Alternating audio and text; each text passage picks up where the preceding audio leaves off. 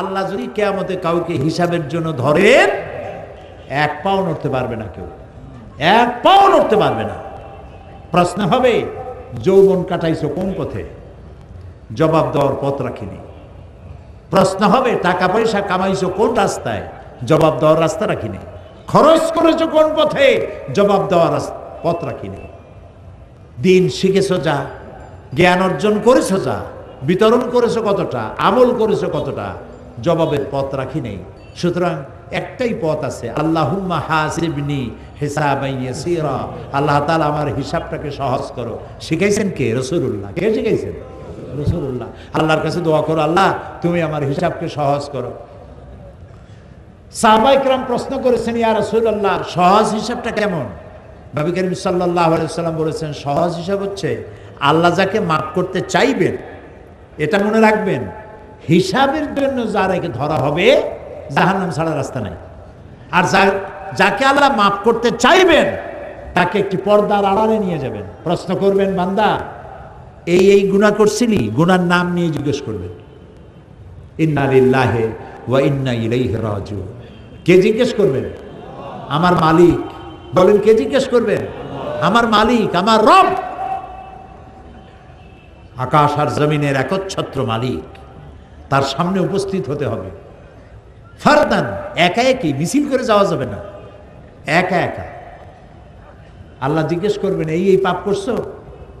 তখন কলজা গলার কাছে চলে আসবে, আরো কয়েকবার মরতে ইচ্ছা করবে, লজ্জা ভয়তে আবার মরতে ইচ্ছা করবে, কিন্তু মৃত্যু তো আর হবে না।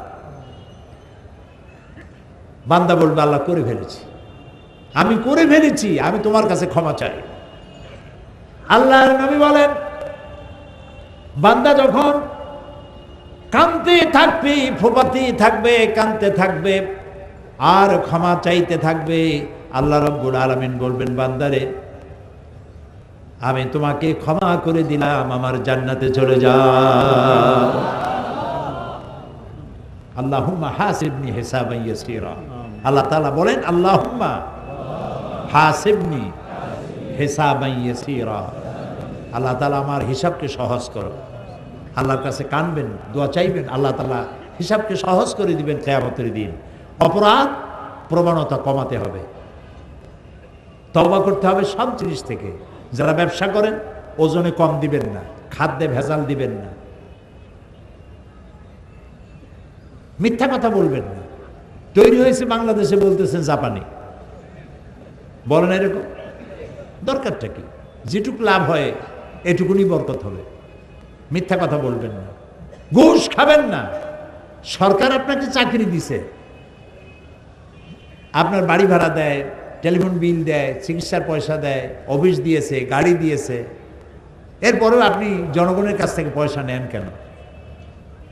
সন্ত্রাসী কি শুধু বলা হয় যারা পিস্তল পিঠের উপরে বা বুকের উপরে পিস্তল ঠেকাইয়া যারা চাঁদাবাজি করে তারাই কি শুধু সন্ত্রাসী? না, ওরাও যেমন পিস্তল ঠেকাইয়া, মূল উদ্দেশ্য তো টাকা নেওয়া। মূল উদ্দেশ্য কি? পিস্তল ঠেকাই কয় বাইর করেন, কি বাইর করবো, আছে তাই বাইর কর। তখন পিস্তল ঠেকাইয়া টাকার উদ্দেশ্যেই পিস্তলটা ঠেকায়। পিস্তল ঠেকাইয়া তাক চাঁদাবাজি করা যদি সন্ত্রাসী তৎপরতা হয়, তাহলে ফাইল চাপা দিয়ে, ফাইল আটকাইয়া টাকা আদায় করা, এই অস্ত্র দিয়ে সন্ত্রাসী তৎপরতার চাইতে জঘন্য অপরাধ।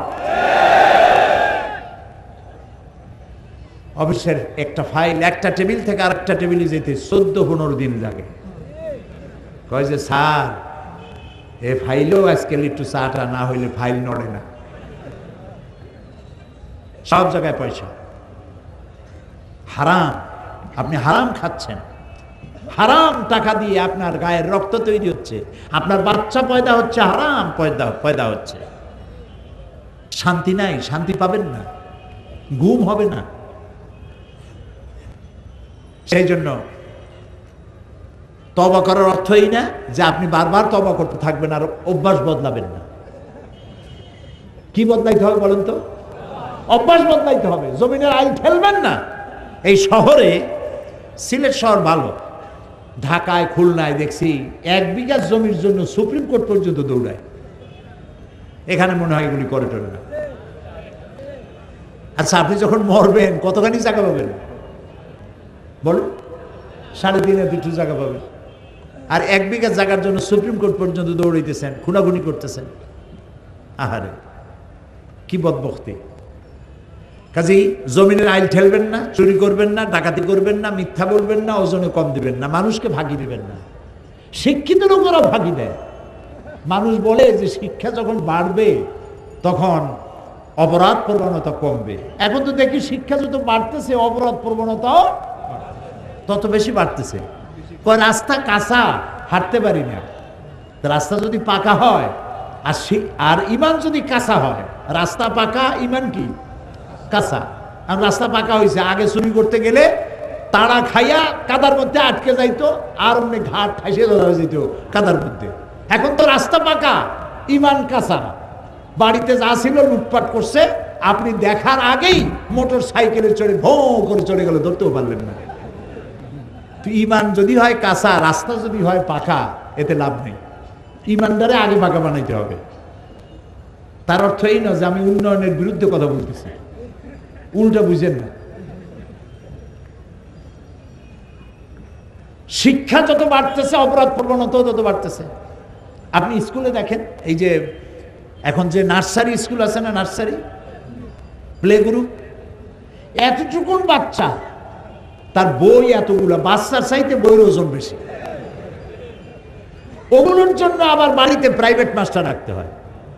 কথা পড়ে, কাগজ উল্টাবে কেমনে, পেন্সিল ধরবে কেমনে, ওটার জন্য প্রাইভেট মাস্টার 3000 টাকা দিতে হবে তাকে। আমরা তো যখন ছোটবেলায় পড়াশোনা করেছি, ছোটবেলা বা যদ্দূর পড়ছি, প্রাইভেট মাস্টার কারে বলে আমরা চিনি না। আপনারা চিনতেন? আমাদের কোনো দরকার হয়নি, আমরা বুঝি নেই প্রাইভেট মাস্টার লাগবে কোন কামে। তো প্রাইভেট মাস্টার লাগতেছে কেন? এই জন্য লাগতেছে যে স্কুলে যে টিচার শিক্ষকতা করতেছেন তিনি পাঠদান সঠিকভাবে করছেন না। যদি পাঠদান সঠিকভাবে করতেন তাহলে প্রাইভেট টিচার রেখে যারা সরকারি চাকরি করে, মধ্যবিত্ত লোক, তাদের বাজারের টাকা কমাইয়া কমাইয়া আপনারে পয়সা দিয়া এইভাবে করে ছেলেমেয়েরা লেখাপড়া শিক্ষার দরকার ছিল না। তাহলে আপনি স্কুলে ভাগি দিচ্ছেন, আপনি কলেজে ভাগি দিচ্ছেন, ইউনিভার্সিটিতে ভাগি দিচ্ছেন, ঠিক মতো পড়াচ্ছেন না। হসপিটালের চিকিৎসা যদি সঠিকভাবে হতো তাহলে প্রাইভেট ক্লিনিকের দরকার হতো না। যে দুইটা জিনিস সব থেকে নন প্রফিটেবল হওয়া উচিত ছিল, সেই দুইটা জিনিস সব থেকে বেশি প্রফিটেবল হয়েছে, একটা এডুকেশন আর একটা ট্রিটমেন্ট। আবার ছাত্র ভর্তি করতে যাবেন, সেখানে যুদ্ধ রীতিমতো, ডোনেশন দিতে হবে, চাঁদা নেবে, ওটার সুন্দর নাম রাখছে ডোনেশন। জি, ঘুষ বলা নিষেধ, ওটা ঘুষ না, এটা হচ্ছে বকশিস। তা আবার রোজার দিন একজনে ঘুষ খাওয়ার অভ্যাস, তো টাকা নিয়ে গেছে একজনের, স্যার এই যে, আরে বেটা রোজার দিন তুমি এইটা আমার হাতে দাও, বেয়াদব। স্যার আপনি এটা ছাড়া তো কাজ করবেন না বলেছেন। কয়েকতে রোজার এই হাতে করে নেওয়া যায়? এই ড্রয়ার খুলে ড্রয়ারের মধ্যে ধুয়ে যায়। অভ্যাস যদি না বদলান, আর যদি খালি কান্দাকাটি করেন, আল্লাহ মাফ করো মাফ করো, কিছু হবে না। খামো খাই, অভ্যাস বদলাইতে হবে, জীবনটারে বদলাইতে হবে। জীবনটারে কি করতে হবে? বদলাইতে হবে, জীবনটাকে বদলাতে হবে। এই কথাগুলি বিগত 31 বছর 32 বছর এই সিলেটের ময়দানে বলা হয়েছে কোরআন থেকে। জীবন বদলান, আসুন আমরা সবাই জীবন বদলাই। আমি আমাকেও নসিহত করি, সবাইকে নসিহত করছি, আমরা আমাদের জীবনটাকে বদলাই ফেলি, আল্লাহকে ভয় করি। মনে রাখুন, আল্লাহর অবজারভেশনের বাইরে 1 সেকেন্ডের জন্য আমরা কেউ নাই। আল্লাহর পর্যবেক্ষণের ভেতরে আপনি আমি রয়েছি। তিনি আলিমুম বিজাতিস সুদূর, সামিউম বাসীর, সব দেখতেছেন, সব শুনতেছেন, এবং আমার অন্তরের খবরও তিনি জানেন। সুবহানাল্লাহ, তাকে ফাঁকি দেওয়ার কোনো উপায় নাই। সেই জন্য আত-তায়েবুন, তওবাকারী, বারবার তওবাকারী। তওবা আমি কি বুঝাতে সক্ষম হয়েছি? আমিন বলি। আমরা যেন জীবনটাকে বদলাই, ওজনে কম দেব না, খাদ্যে ভেজাল দেব না, মানুষকে কষ্ট দেব না, প্রত্যেকটি মেয়ে লোককে সম্মান করব, নারীদেরকে সম্মান করব। এটা যুবকদের জন্য বেশি জরুরি, সবার জন্যই জরুরি। দেখা যায় মেয়েদের কলেজ ছুটি হয়েছে, girls college, girls high school ছুটি হয়েছে। কতগুলো পোলাপান মাথায় এত বড় চুল, হাতে মোবাইল, ধিন ধিন করে নাচতেছে, গেটের সামনে এতিমের মতো খাড়াই রয়েছে। আরে বাবা, তুমি ওখানে গেছো কেন? অন্যের মেয়েকে তোমার নিজের আপন বোন বা মায়ের মতো দেখতে পারো না? নারীদেরকে সম্মান করতে শেখো। হিন্দু, খ্রিস্টান, বৌদ্ধ প্রত্যেকটি মানুষকে সম্মান করো। আমার কোরআন তাই শেখায়। আমার কোরআন বলে কারো দেবতাকে গালি দিও না, কারো দেবতাকে গালি দিও না, কারো মন্দির, কারো প্যাগোডা, কারো গির্জা ভেঙে দিও না, কারো উপাসনালয়ের গায়ে হাত দিও না।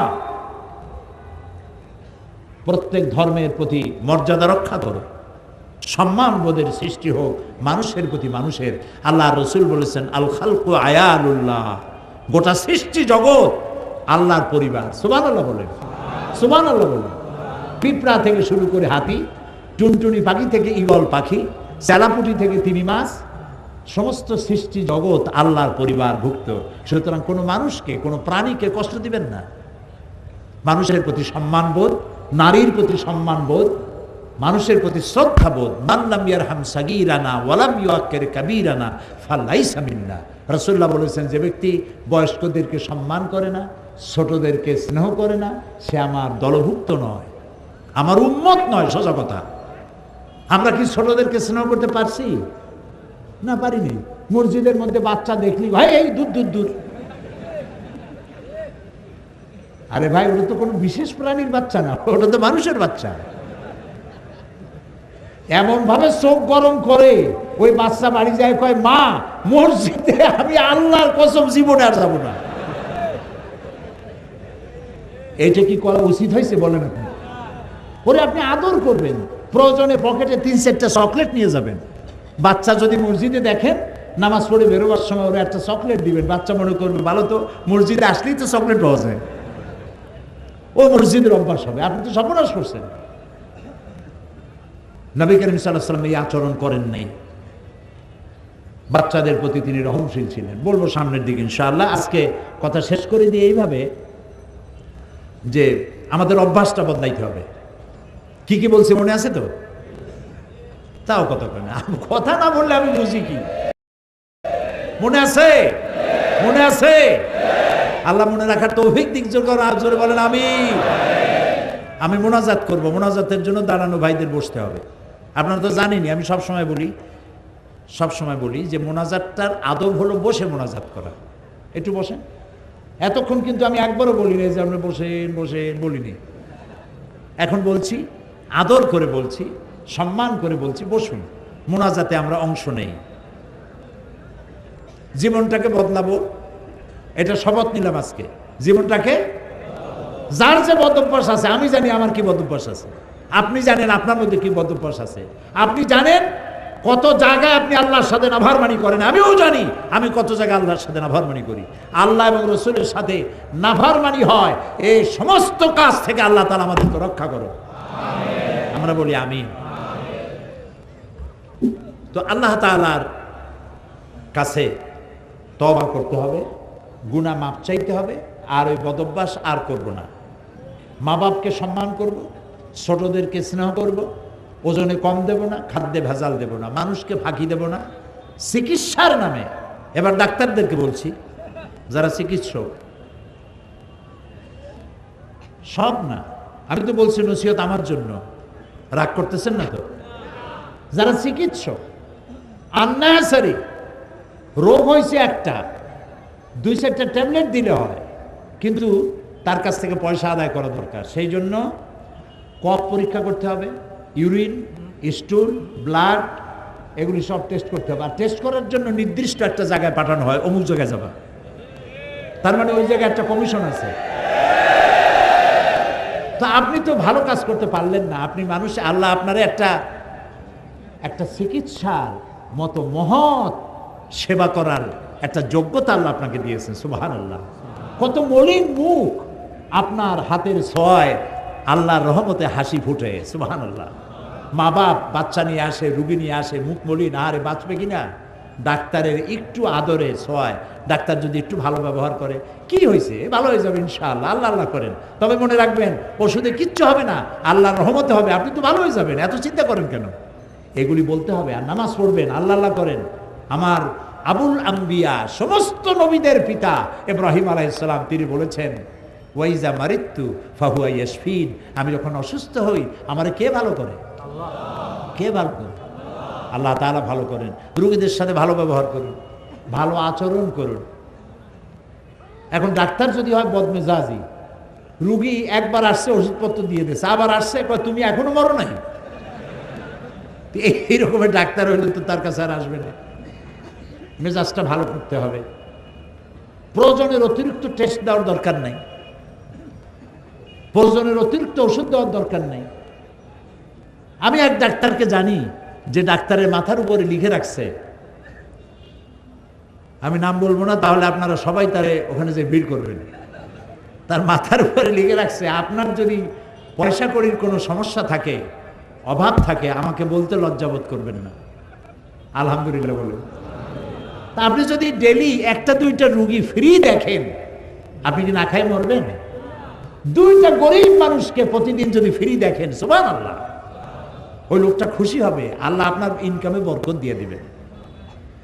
শিক্ষক বললাম, ডাক্তার বললাম, আর আমার সম্প্রদায় যারা আলেম ওলামা আছেন, আমি তো আলেমদের পর্যায়ে পড়ি না, আমি তো একজন আপনাদের মতো তালিবি ইলম।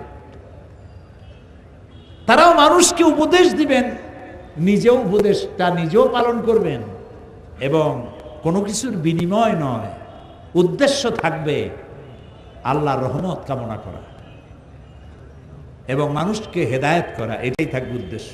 কোরআন বুঝানো থাকবে উদ্দেশ্য। কোরআন বুঝাই নাই বলেই এই জাতি মুসিবতে পড়েছে। এক সময় ছিল যখন প্রত্যেক বাড়ি বাড়ি কোরআন শরীফ তেলাওয়াত হইতো, ঠিক কিনা বলেন? বুড়া মানুষেরা বলেন, প্রত্যেক বাড়ি বাড়ি। আমার আব্বা আমাকে বলতেন ছোটবেলায়, আমি যেখানে থাকতাম, বলতেন যে এরকম আওয়াজে পড়বা, আমি যেন আমার রুমের থেকে শুনতে পারি, ফজরের পরে এই আওয়াজে পড়বা, আমি যেন শুনতে পারি তুমি তেলাওয়াত করতেছো। তার মানে আমি যেন না ঘুমাই, তেলাওয়াত পড়া বাধ্যতামূলক প্রত্যেক মুসলমানের বাড়ি। এখন সেই তেলাওয়াত নাই। আমি কি সত্য বললাম? সেই তেলাওয়াত নাই, সেই কোরআন শরীফ শেখারও মত নাই। রাত 12টা 1টা 2টা পর্যন্ত ডিশ অ্যান্টিনার মাধ্যমে টিভি দেখা, বাচ্চা ঘুমায় পড়ে। আর সকালবেলা উঠেই যত প্লে গ্রুপ, নার্সারি গ্রুপের ছাত্র আছে, সকাল 6:30টায় 7টার সময় স্কুল, বড়দের ক্লাস 11টায়, ছোটদের ক্লাস সকাল 7টায়। বাচ্চা কাঁদতে কাঁদতে স্কুলে যায়। তার মানে সেজন্য কোরআন শরীফ পড়ার সময় না পায়। আবার প্রস্তাব উঠেছে কোরআন শরীফ ইস ধর্ম, এটা ঐচ্ছিক করা হবে, বাধ্যতামূলক করা হবে না। ওই যে মাওলানা আবু তাইব সাদপুরি সাহেব বলেছেন, ক্লাস 9-এ গিয়ে সে কি পড়বে? ক্লাস 8 পড়ার পর তো আর আলহামদুলিল্লাহ পড়ার কথা আর মনে থাকবে না। তো মরার সময় মানুষ যখন মরবে তখন কোরআন শরীফ পড়ার জন্য মৌলবীদের ডাকা হয়। ছেলেটি কি ডাকে? ডাকে। মৌলবী সাহেবরা ওই মরা লাশের পাশে গিয়ে কোরআন শরীফ পড়ে। আপনি আমারে বুঝান, এই মরা মানুষটা কি শুনতেছে তেলাওয়াত? শুনতেছে? কোরআন কি বলে? কোরআন কি বলে? মরা মানুষে শুনতেছে, কোরআন শুনতে পাচ্ছে না। কেন শোনাচ্ছেন? কেন মৌলবী সাহেবকে ডাকছেন মরা মানুষকে কোরআন শোনাইতে? আর এখন যদি মৌলবী সাহেবরা এই চিন্তা করে ওখানে যান যে 1000 টাকা দিলে ভাগে পাবো কত, আমি বিনীতভাবে মাপ চাই, আমার উপর রাগ করবেন না। ওনারা যদি এই ভাগের চিন্তা করেন, 1000 টাকা দিলে ভাগে পড়বে 50 টাকা, এই চিন্তা যদি করেন, তেলাওয়াতে কোনো সওয়াব হয় নাই। সওয়াব যখন হয় নাই তখন মুদ্দারে পাবে কি? এক মৌলবী সাহেবের দাওয়াত দিয়েছে এক জায়গায় মিলাদ শরীফ পড়বার জন্য। মিলাদ শরীফ পড়িয়া এরপরে তিনি দোয়া করতেছেন, আল্লাহ তাআলা এই যে মিলাদ শরীফ পড়লাম, আদম আলাইহিস সালামরে দাও, নূহ আলাইহিস সালামরে দাও, ইব্রাহিম আলাইহিস সালাম, সমস্ত নবীদের দাও, সাহাবীদের দাও, আলেমদের দাও, মোমেন মোমেনাত সবাইরে দাও, দিয়া তারপরে বাড়িওয়ালার বাপের নাম কইছে যে আল্লাহ তার বাপেরও দাও। এখন মিলাদ পড়া মোনাজাত শেষ, কই চিনি টিনি কই, কোন কিছু খাওয়াবেন না? কই কি খাওয়াবো? এক খতম মৌলুদ শরীফ পড়ি আদম থেকে শুরু করে এই পর্যন্ত সবাইরে তুমি দিছো, আমার বাপে ভাগে পাইছে কি? কাজী যে সব বাঁচানো দিছো ওইখানে যে খাও, আমি খাওয়াবো না। এখন কোরআন শরীফ নিজে শেখেন নাই, আহারে মরলে পরে কোরআন শুনিয়া লাভ নাই। রাসূলুল্লাহ বলেছেন, মুমূর্ষ অবস্থায় কোন মুমূর্ষ রোগীর পাশে বসে কেউ যদি সূরা ইয়াসিন পড়ে, আল্লাহ রাব্বুল আলামিন তার মৃত্যুর আযাবকে কমায় দিবেন। সেটা তো পড়লো না আপনার ছেলে, পড়তে তো জানে না, পড়ার নাই তো। ছেলে পড়তে জানে না, মেয়ে পড়তে জানে না, তারা কাঁদতেছে, ছেলেও কান্দে, মেয়েও কান্দে, বাপও কান্দে, মায়ও কান্দে, সবাই কান্দে, কান্দে লাভটা কি? কোনো লাভ নাই। আহারে জানাজা ওই কোরআন শরীফ পড়াইলেন তাও ভাড়া করিয়া, জানাজা পড়াইলেন একজন ইমাম সাহেবরে দিয়া, আপনার ছেলে আপনার জানাজাটা পড়াইতে পারলো না। আপনি মুদ্রার ফাঁকি দিচ্ছেন, আপনিও ফাঁকিতে পড়ছেন। যত জানাজা পড়ছেন সমস্ত জানাজায় দোয়া জানেন না। কথা কি ঠিক বলছি? আল্লাহু আকবার বলার পরে, প্রথম আল্লাহু আকবার বলার পরে কি দোয়া পড়তে হয়, তারপরেরটা কি পড়তে হয়, তারপরেরটা কি পড়তে হয়? যদি বলি কয়জনে জানেন, হাত উঁচা করেন, তাহলে হাত কি কম উঠবে না বেশি উঠবে? কম উঠবে, সেই জন্য উঠাইতে বললাম না। তা আপনি মুদ্রারে ফাঁকি দিচ্ছেন না, এই ফাঁকিতে আপনি নিজেও পড়বেন, আপনার জানাজাও এরকম ফাঁকি মার্কা জানাজা হয়ে যাবে। নাউযুবিল্লাহি মিন যালিক। কোরআন শরীফ শিখুন, কোরআন শরীফ শিখুন, বাচ্চাদেরকে কোরআন শরীফ শিখান। আরো কত অবহেলা! ইংরেজি শিখায় যে মাস্টার, অঙ্ক শিখায় যে মাস্টার, সারেগামা পাদানিশা, সাদের লাভ, এইগুলা যে শিখায় তার বেতন ৩,০০০ টাকা, ৫,০০০ টাকা প্রত্যেক মাসে। আর কোরআন শরীফ যে শিখায়, মৌলভী সাহেবের ৬০০ টাকা বেতন, ৬ মাস বাকি।